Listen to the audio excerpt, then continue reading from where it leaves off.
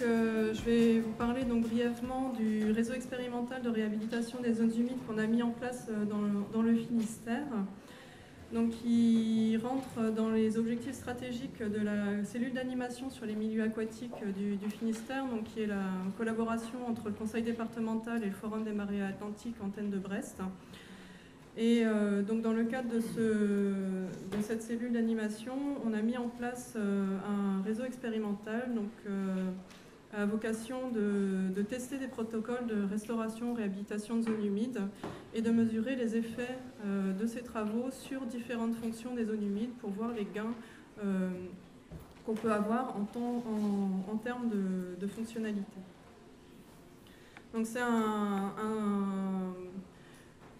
réseau donc, multipartenarial. On travaille à la fois avec des instituts de recherche comme l'Université de Bretagne occidentale et l'INRA, le Conservatoire botanique de Brest, la Chambre régionale d'agriculture et également donc un certain nombre de partenaires naturalistes qui interviennent également sur des suivis. Et donc le travail est basé sur l'intégration de sites pilotes qui ont été choisis suite à un appel à projet. Et donc on propose d'accompagner les maîtres d'ouvrage dans la mise en place de leurs travaux de restauration et de les accompagner à partir de l'état initial des sites, la réalisation des travaux et l'évaluation des travaux mis en place ensuite. Donc on est parti sur 5 sites pilotes qui sont répartis sur le département et c'est des sites qui ont essentiellement été altérés donc, par la mise en place de drainage, soit des drains, des fossés de drainage, soit des drains enterrés, ou alors qui ont fait l'objet de remblaiements. Donc, on a une zone agricole partiellement remblayée et également donc, une ancienne pisciculture où toute l'infrastructure de la pisciculture était encore en place et on avait 2,50 m de remblai par-dessus pour remise en état à la base du site industriel. Donc on travaille sur ces sites qui ont été altérés du point de vue de leur hydrologie et donc on met en place un certain nombre de suivis, donc différentes fonctions. La régulation quantitative, qualitative de l'eau, donc on regarde comment la nappe évolue dans les zones qui ont été restaurées.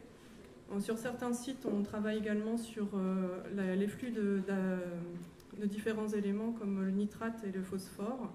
Et on regarde également l'évolution des propriétés du sol, notamment au niveau des stocks de carbone, de matière organique et d'autres propriétés qui peuvent influencer les processus biogéochimiques.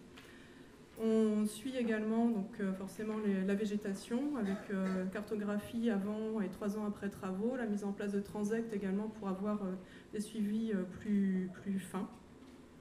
Et on suit un certain nombre de groupes faunistiques, donc avec un double enjeu, la détection de présence d'espèces protégées avant travaux pour pouvoir adapter les protocoles et également donc, avoir un inventaire de la biodiversité du site. Et enfin, donc, on a également une évaluation qui porte sur le volet agricole avec notamment des évaluations de l'évolution de la qualité fourragère après réalisation des travaux de restauration.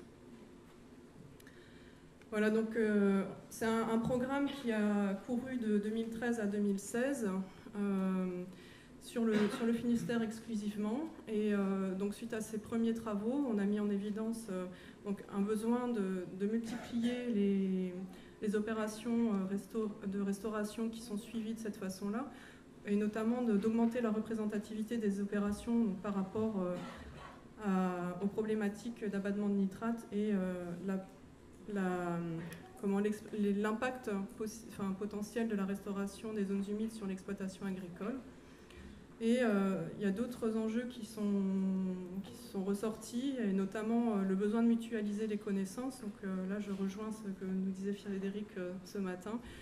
Il y a beaucoup d'opérations de restauration qui sont faites par différentes structures et on a beaucoup de mal à avoir accès à ces données. Et donc il y a un besoin de mettre en commun et de partager les différentes expériences.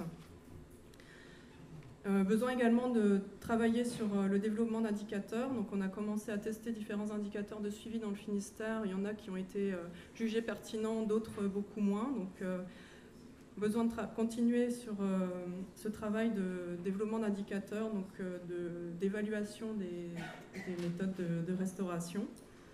Et puis donc de développer un certain nombre d'outils à destination des techniciens, également à destination des décideurs sur la restauration des zones humides, donc des outils méthodologiques, mais aussi des outils de vulgarisation et d'information pour essayer de faciliter le nombre, enfin, d'augmenter le nombre d'opérations mises en place sur les territoires.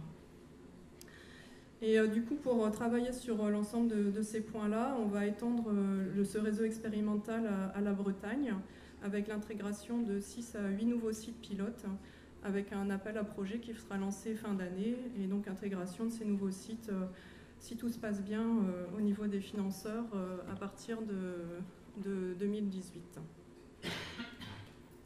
Voilà pour le contexte.